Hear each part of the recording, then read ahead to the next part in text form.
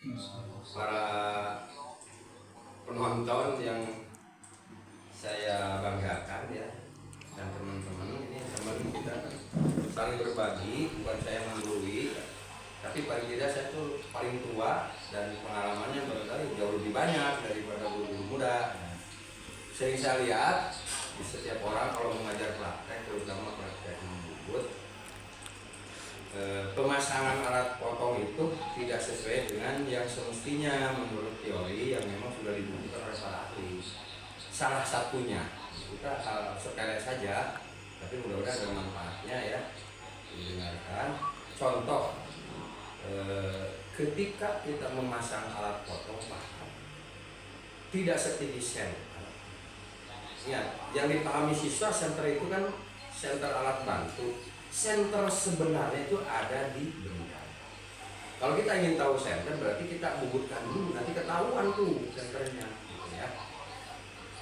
Kenapa harus setinggi senter? Karena ketika pahat ini memotong benda kerja, apalagi bendanya kertas, misalnya di atas senter, maka yang kena bukan ujung pahat, tapi bagian bawah ujung pahat. Maka tidak akan terjadi pemotongan, yang ada hanya penggesekan, maka pahat akan jadi hangus, benda hangus.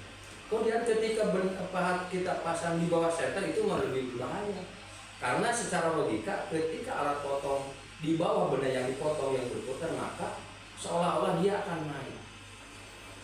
Walaupun kenyataan tidak naik, tapi dia diam, tapi pahat yang tertekan maka akan jadi patah atau hasil penyayatannya tidak akan benar, gitu. Maka ukuran tidak benar.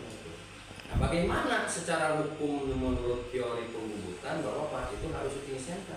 Walaupun ada hal-hal tertentu yang memang sedikit harus kita atur di bawah atau di atas senter. Itu hanya pengalaman dan kondisi ya. Hukum dasarnya tetap harus setinggi senter. Ketika kita ajarkan ke siswa belum ada senternya, maka dibantulah alat senter putar atau senter mati yang dipasang. Setelah itu baru disamakan. Caranya adalah makankan dulu biar ada hasilnya.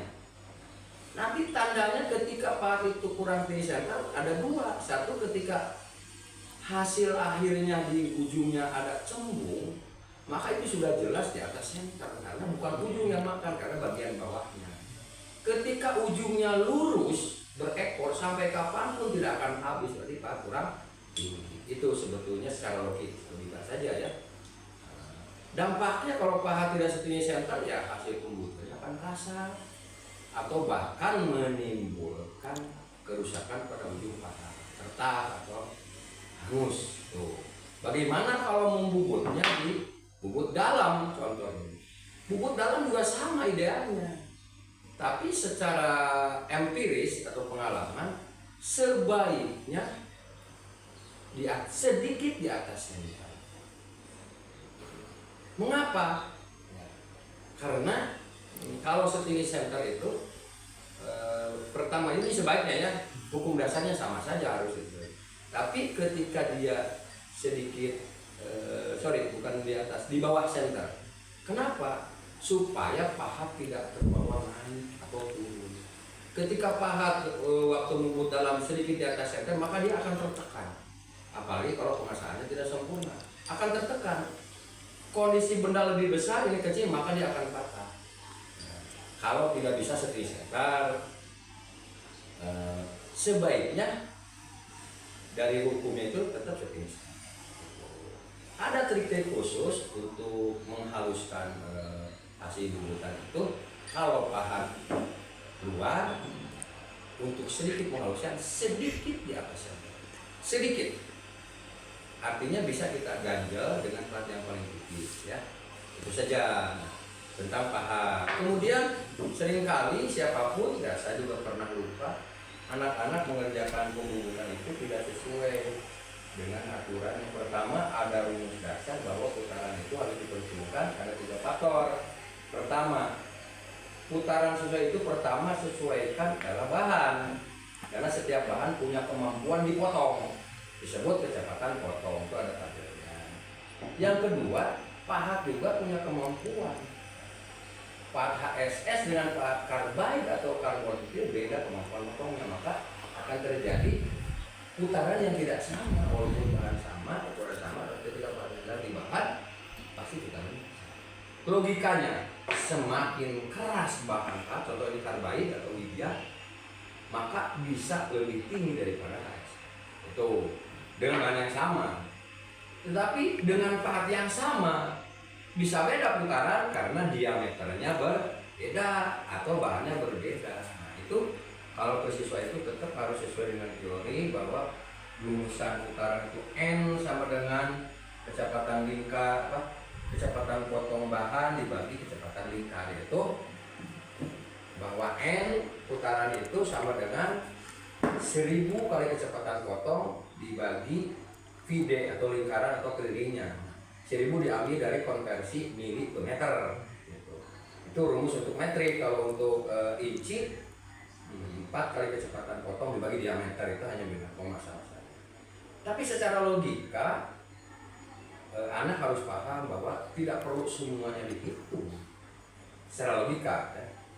Tapi dilihat dari diameter akan ketahuan. Logikanya semakin kecil benda yang dibunuh sudah pasti harus lebih cepat daripada diameter yang lebih besar, gitu aja logikanya. Jadi untuk mempercepat, karena setiap langkah harus dihitung kan menghambat waktu ya. Apalagi untuk yang pengalaman itu sudah tidak dihitung lagi karena udah tahu. Seringkali saya lihat yang saya ajar juga sama, semua juga sama, seringkali mengabaikan itu. Pak, kan bisa ya, bisa, tapi dampaknya bendanya kasar, pahatnya hangus, atau mesinnya yang overload. Itu barangkali teman-teman, ini berbagi sesuatu yang memang sebetulnya sudah dikuasai oleh teman-teman, hanya sharing dan mengingatkan kembali supaya kita tidak lupa, terutama ini hubungannya dengan keselamatan kerja. Kalau masalah hasil kan gimana proses, tapi yang utama keselamatan kerja. Jadi untuk kali ini berbagi pengalaman tentang kecepatan potong dan jenis-jenis dari perbedaan jenis bahan pahat dan perbedaan ukuran benda serta perbedaan bahan yang dikerjakan. Mudah-mudahan ada manfaatnya. Ya, sekali lagi bukan menggurui tapi mengingatkan kembali dan sharing saja. Silakan dicocokkan dengan kajian teori yang sudah ada. Barangkali kalaupun tidak sama, tidak akan jauh berbeda. Minimal logikanya masuk. Semakin benda keras semakin rendah putarannya harus digunakan. Atau kalau kita tidak lihat bahan yang sama, semakin besar diameter maka putarannya harus semakin rendah karena lintasannya, gitu kan? Nah itu saja logikanya ke anak itu. Ya lebih baik dihitung semua. Ya itu saja, mungkin dari waktu kita berbagi atau guru-guru yang berbagi ke saya, karena setiap orang punya kelebihan dan kekurangan. Itu kelebihan saya hanya satu, yaitu saya lebih lama, lebih tua, itu saja, tidak lebih pintar. Sekian dulu ya. Assalamualaikum warahmatullahi wabarakatuh.